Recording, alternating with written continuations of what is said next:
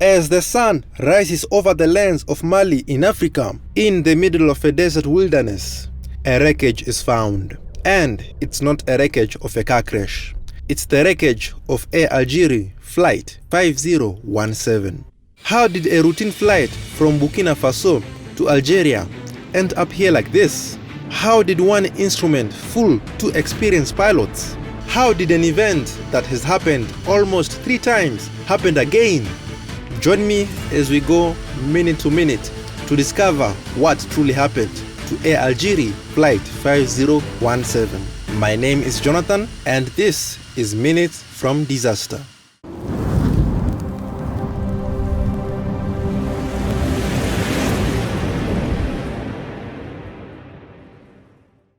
Disclaimer: please note that the cockpit voice recordings are a reconstruction and are not the real one in this video.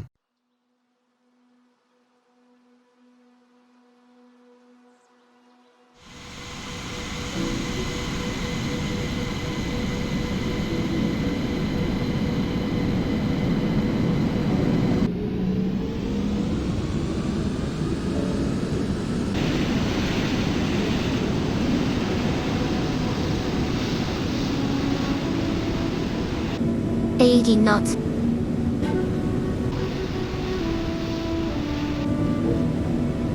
V1. Rotate. July the 24th, 2014.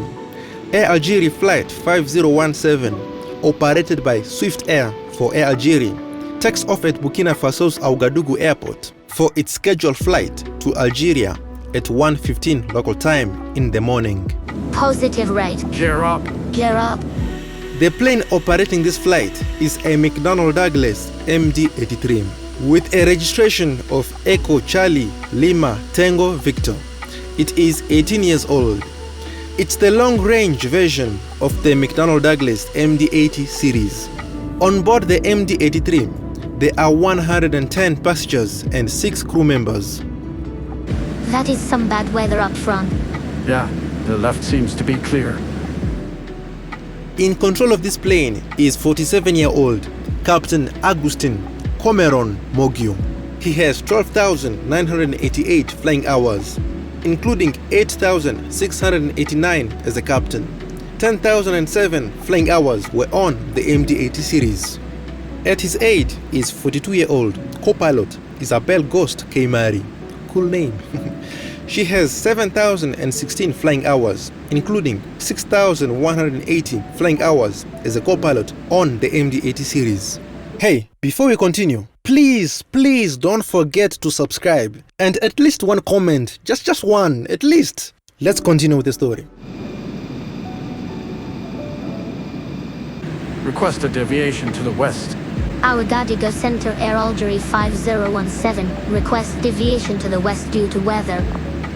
Air Algerie 5017, cleared for deviation to the west. Report exiting. Report exiting Air Algerie 5017. The pilots have been cleared to fly straight to Algeria, but some warm fronts and cold fronts have collided in front of them, making a thunderstorm in the middle of their route. So they have decided to divert to the west, to go around the thunderstorm at 1:30 local time in the morning.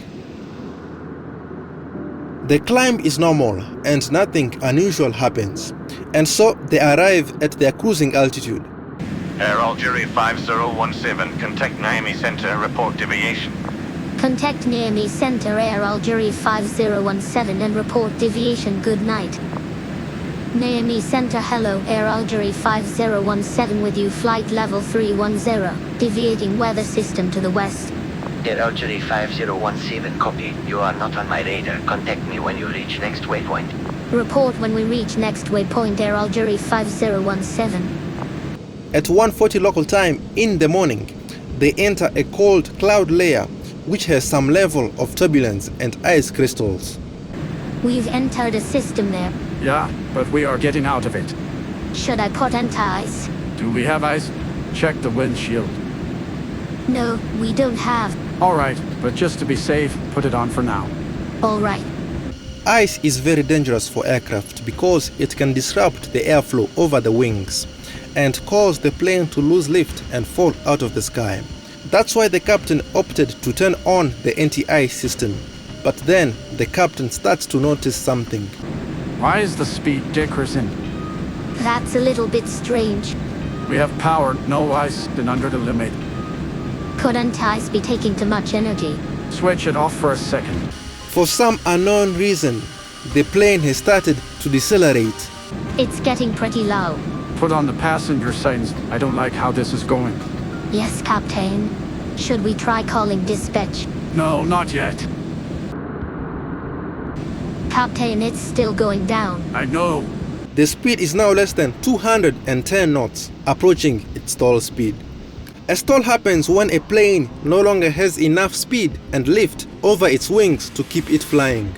This makes the plane fall like a rock to the ground. Pilots are trained to never arrive to a state of stalling, but they are also trained on how to get out of a stall. Tell them that we are going back. Center, Air Algerie 5017, we got a situation and we would like to turn back. Air Algerie 5017, copy. What do you need? Oh, they are now in big trouble. If the speed continues to drop, they are going to stall and drop out of the sky. Did you turn off anti-ice? Yes, I did. So Air why is Algerie this? 5017, can you give me the reason for turning back? We will get back to you shortly. Please stand by Air Algerie 5017. Why is this happening? We are going to stall. The plane is now stalled. Engines are rolling back. Why? I don't know. Try restarting them. They have surged. What? They surged. Captain, recover the plane. We are banking. Oh my god!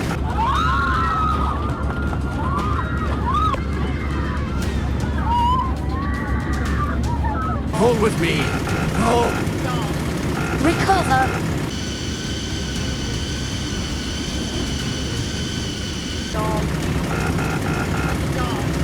Not again. Recover! Oh my god! Oh my god! Help. Oh.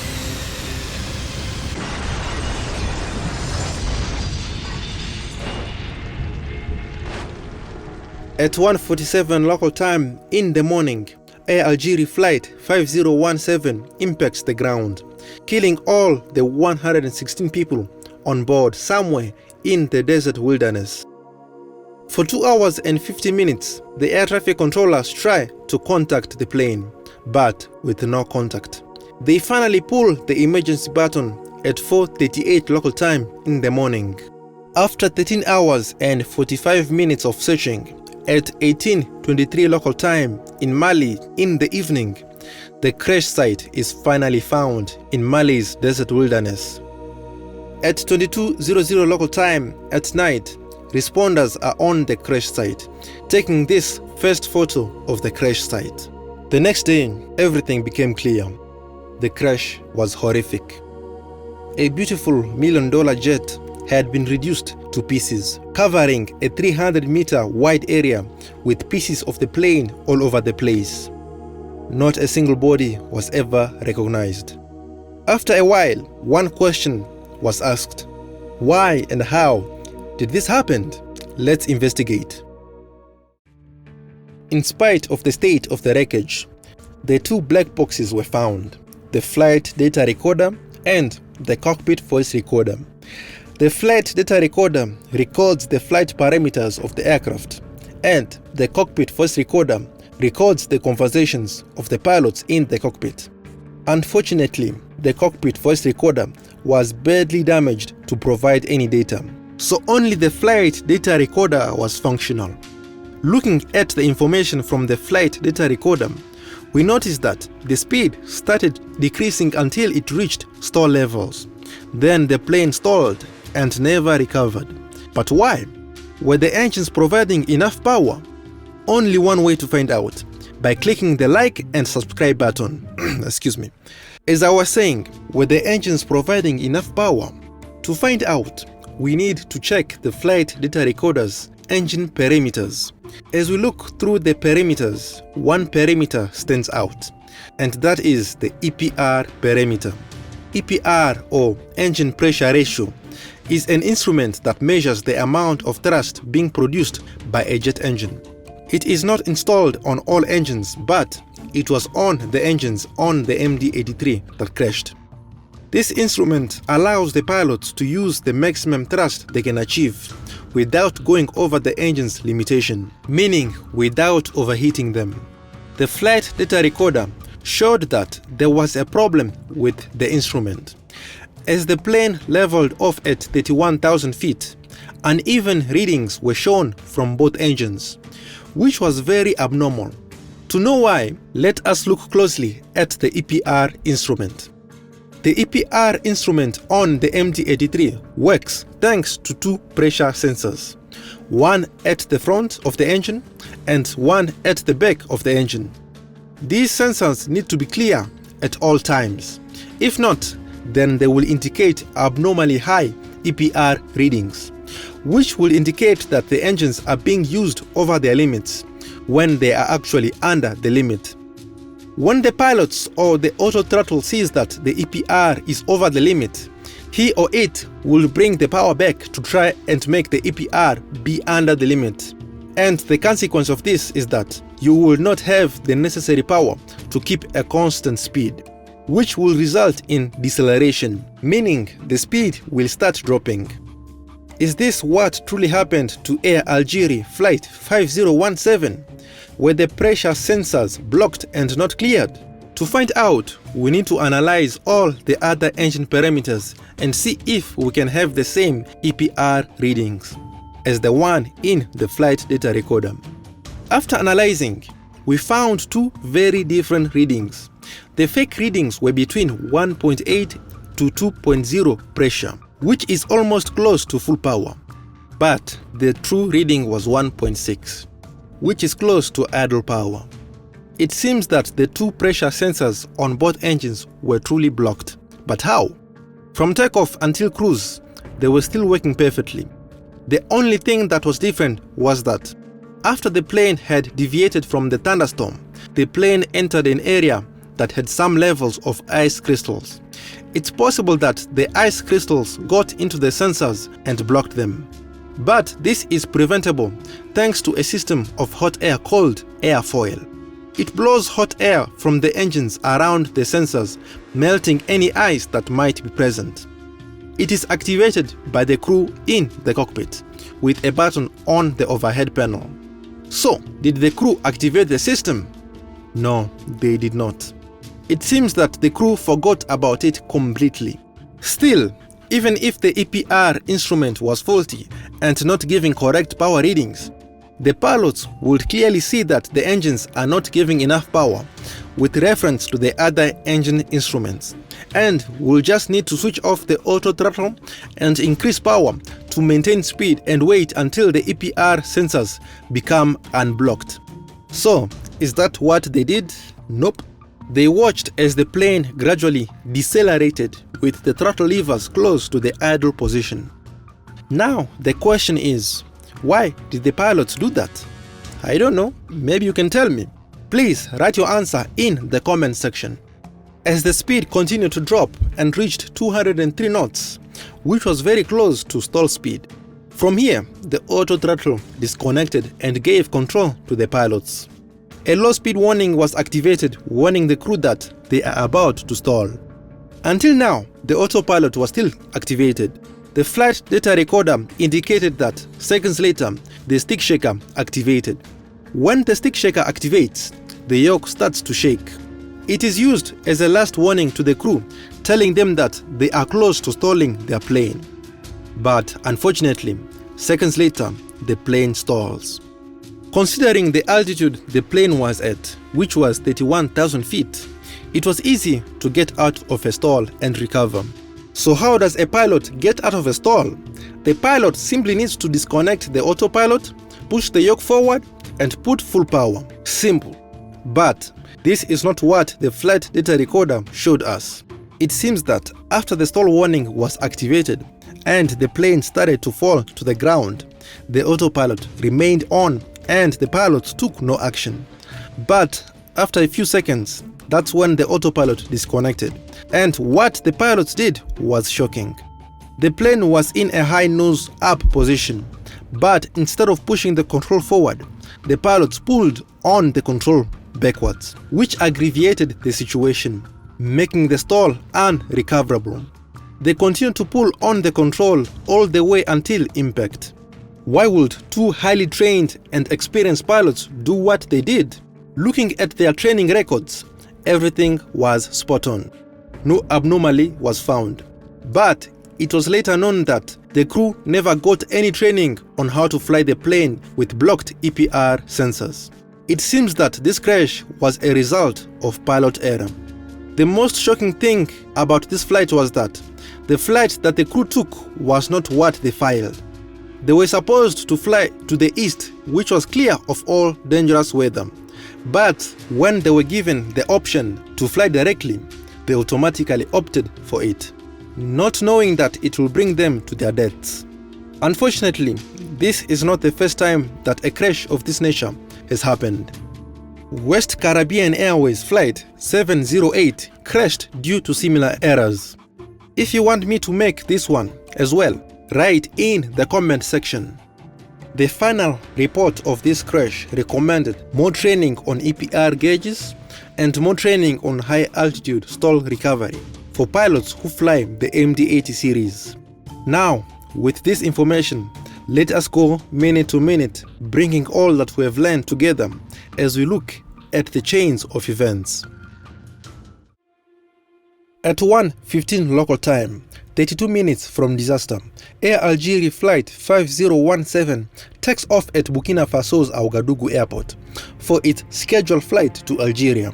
As they climb out, they notice a bad weather system on their route, and so at 1:30 local time, 17 minutes from disaster, they decide to divert to the left to go around the storm, which they do. At 1:37 local time, 10 minutes from disaster, they reach their cruising altitude of 31,000 feet. They enter a cloud layer that has ice crystals in it. Oblivious to the ice crystals, the pilots do not turn on the airfoil system, and as a result, 4 EPR sensors on both engines get blocked by ice. This makes the 2 EPR gauges in the cockpit go up in value abnormally. This makes the auto throttle think that the engines are being pushed beyond their limit. To save the 2 engines, the auto throttle brings back power in order to make the 2 EPR gauges be under the limit. But what it had just done was lower the power, which meant that there was not enough power to keep a constant speed. As a result, the speed starts dropping slowly. At 1:44 local time, 3 minutes from disaster, the speed has dropped so low that it has reached 203 knots. But the pilots have not yet taken any action. At this time, the low speed warning is activated, warning the pilots of an approaching stall. Still, they do nothing. And so, at 1:45 local time, the stick shaker warning activates, telling the pilots to do something before they stall. But they do nothing and leave the autopilot on, which keeps increasing the pitch of the plane in order to remain at 31,000 feet. The auto throttle disconnects, giving full control of the engines to the pilots. But instead of putting full power, they do nothing. With no reaction from the pilots, at 1:46 local time, 60 seconds from disaster, the plane finally stalls. The autopilot still remains on, putting the nose up, trying to make the plane remain at 31,000 feet. But after no action from the pilots, the autopilot finally disconnects, giving full controls to the pilots. The pilots finally take control, but instead of pushing the control forward to try and recover the plane, the pilots pull on the yoke, making the stall even worse. The plane banks to one side and becomes inverted. The pilots, by miracle, somehow level the wings, but then the plane goes into a dive, which ends with the plane impacting the ground nose down first. It was a crash that was not supposed to happen. May the lost souls rest in peace. Hey them, thanks for watching this video. Before you go, if you enjoyed this video, don't forget to share, like, and to subscribe. Don't forget to check out other things in the description. If you have more time, I would like to invite you to check out my other videos on your screen right now. See you next time. Bye.